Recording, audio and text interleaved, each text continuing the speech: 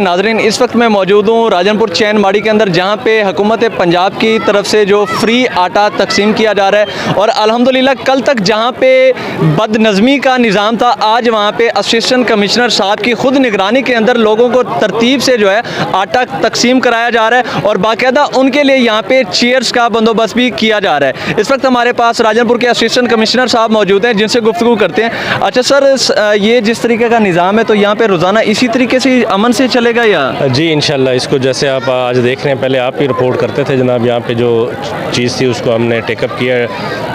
जो deputy commissioner साहब हैं उनकी हिदायत के मुताबिक हमने यहाँ पे चेयर्स लगवाई हैं। ये इंशाल्लाह कल से मज़ीद भी बढ़ जाएंगी।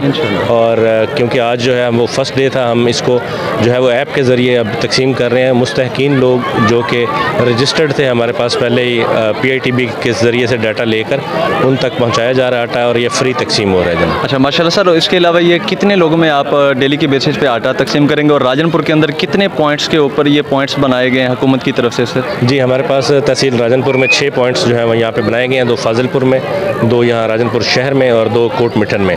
और इनको रोज़ाना की बुनियाद पर जो है वो हम आटे की जो तादाद है, बैग्स की तादाद है, वो हम बढ़ाते जाएंगे इंशाल्लाह। इंशाल्लाह सर, अपनी आवाम को आप क्या मैसेज देना चाहेंगे जिस तरीके से बदनज़मी का यहाँ पे वो निज़ाम बनाते हैं, दरम बरम करते हैं, जिससे इंतज़ामिया पे फ़र्क पड़ता है और बहुत बड़ा असर पड़ता है? जी, मैं तमाम आने वाले मोअज़्ज़ज़ शहरियों से ये गुजारिश करूँगा कि आप डिसिप्लिन का मुज़ाहरा करें, क्योंकि डिसिप्लिन होगा तो जितना डिसिप्लिन आप रखेंगे उतनी जल्दी हम इसको तकसीम कर सकेंगे। शुक्रिया।